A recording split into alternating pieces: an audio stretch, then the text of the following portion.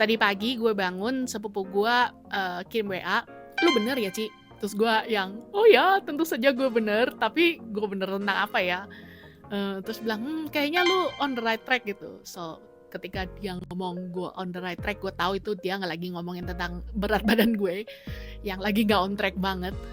Tapi terus dia ngelanjutin bahwa dia itu baca artikel tentang betapa pentingnya menulis buat kesehatan otak kita. Which is bener banget, udah banyak studi yang mengatakan bahwa menulis di atas kertas itu lebih beneficial, lebih baik dibandingkan dengan ketika kita cuma ngetik atau ngetik di HP. Walaupun sama-sama mencatatnya. Nanti kalau kalian tertarik untuk membaca studinya, gue coba taruh linknya di bawah, kalian bisa baca sendiri. But anyway, hi, my name is KB, welcome to my channel. Tahun ini tahun ke-5 gue ngelakuin bullet journaling. Bullet journaling sendiri adalah sebuah sistem yang diciptakan oleh Ryder Carroll. Nanti gue kasih link juga untuk mungkin channelnya atau bukunya kalau kalian mau baca buku bullet journaling.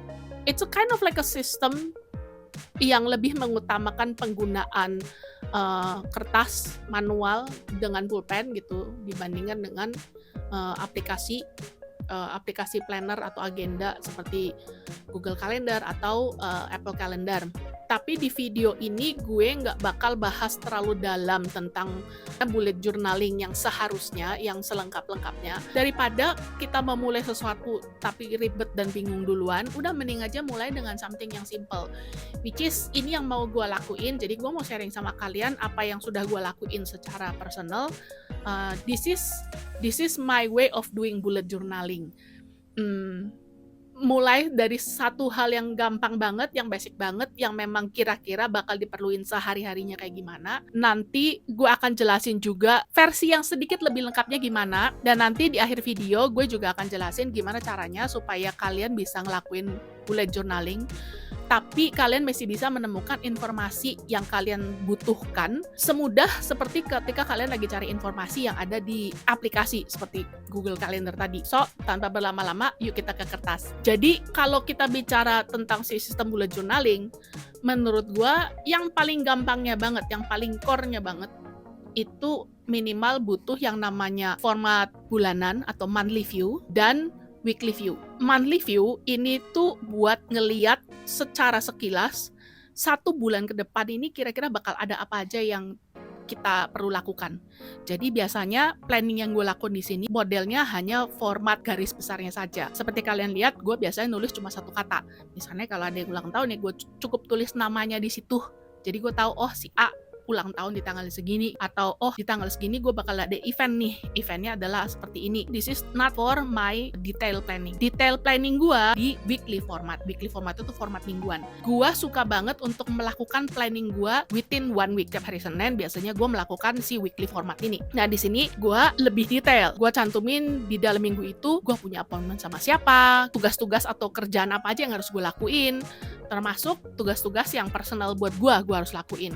Itu biasanya gue cantumkan atau gue lakukan di weekly format. Nah, 2 ini menurut gue sudah yang basicnya banget. Kalau kalian mau nambahin format harian, that's even better. Tapi gue sendiri bukan tipe orang yang suka format harian. Mungkin ya kalau kondisi-kondisi tertentu lah, misalnya di hari itu kebetulan ada meeting yang perlu banyak banget dibahas dan dicatat gitu kan, ada catatan meetingnya gitu, dan gue harus nyatet nih apa aja yang perlu gue lakuin terkait sama satu project yang gue lagi handle, ya gue bakal pakai format harian gitu. Jadi bener-bener yang detail banget, gue bisa nyatet notulen, gue bisa nyatet apa aja, make sure nggak lupa. Jadi yang paling utama itu monthly view atau format bulanannya, format mingguannya, dan format harian. Sampai sini udah jelas ya. Nah sekarang kita masuk ke year at glance. Kalau kita tadi bicara tentang monthly view, kita ngelihat sebulan ke depan kira-kira aktivitinya apa. Year at glance itu melihat setahun ke depan tuh kira-kira bakal ada apa aja. Jadi di format year at glance ini lu bisa nyantumin misalnya Imlek kan kapan ya gitu, atau kalian bisa mencantumkan gua berencana mau pergi ke luar negeri nih,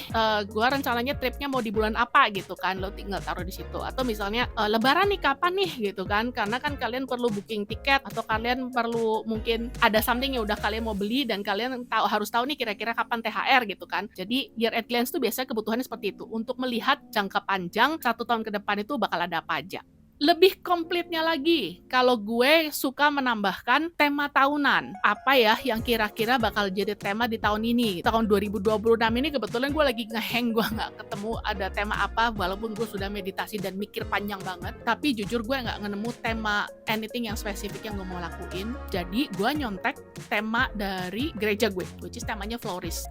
Dan ini gue taruh di depan, digambar-gambar dikit sebetulnya, but it is not necessary, tidak perlu gitu. Lo tulis pakai tangan, tulisan simple aja, bentuknya kayak quote gitu juga nggak apa-apa. Tapi ini kan gue biar manis dikit, gue bikin bunga walaupun gambar gue jelek. Terus karena temanya Flourish, gue bilang grow through what you go through. Jadi bertumbuh atau berkembang melalui tantangan-tantangan yang kita alamin di tahun 2026. Selain tema, gue juga menambahkan intentions. Intentions ini kayak boundaries-nya. Buku yang gue pakai tujuannya untuk apa? Nah, kalau di sini gue memutuskan untuk menggunakan buku ini untuk pencatatan kerjaan gue, pencatatan project-project gue, pencatatan tentang video yang mau gue buat untuk channel YouTube ini, mencatat ministry yang bakal gue lakuin tahun ini. Jadi misalnya kalau gue nemu resep yang menarik nih, rasanya enak dan lain-lain, gue gak akan taruh sini karena peruntukan buku ini bukan untuk resep. Peruntukan buku ini untuk kerjaan, ministry gue, YouTube, untuk project-project gue. That's it. Bonus poin banget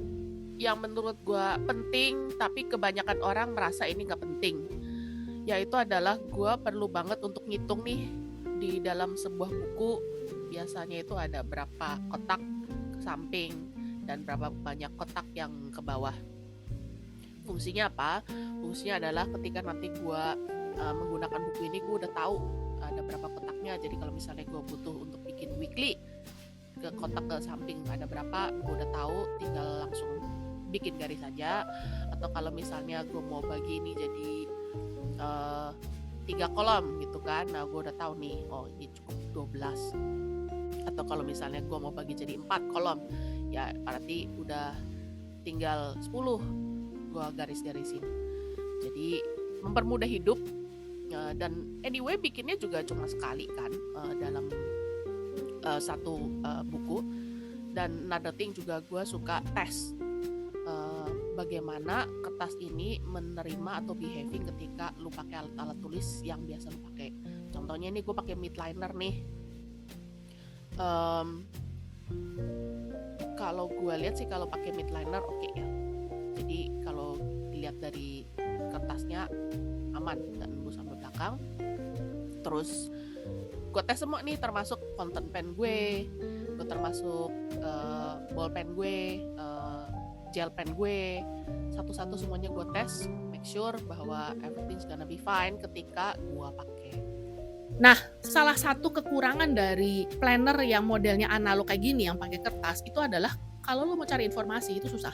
Aduh, di mana ya kemarin ya catatan meeting yang kemarin itu. Nah, ada caranya sebetulnya.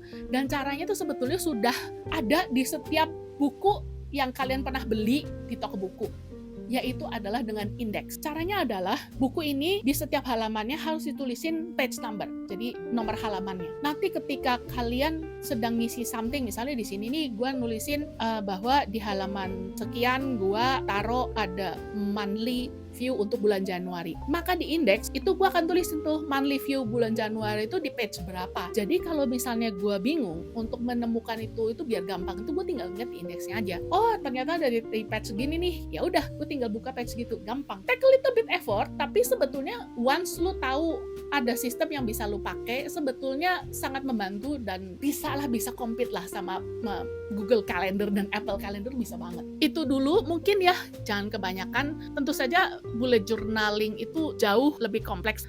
Ini tuh bener-bener kulitnya banget. Yang penting bisa dijalanin dulu lah. Di next time hopefully gue bisa sharing lebih banyak tentang bullet journaling yang sudah gue pakai selama 5 tahun ini, dan guys sangat membantu hidup gue banget. Gue berani bilang kalau tanpa bullet journaling, wah Gue udah gila kali, seriusan. Gue tuh masih waras sampai hari ini, itu karena gue melakukan bullet journaling. I hope you try it dan bisa merasakan sendiri manfaatnya, terutama untuk mental health kalian. See you in the next video. Bye!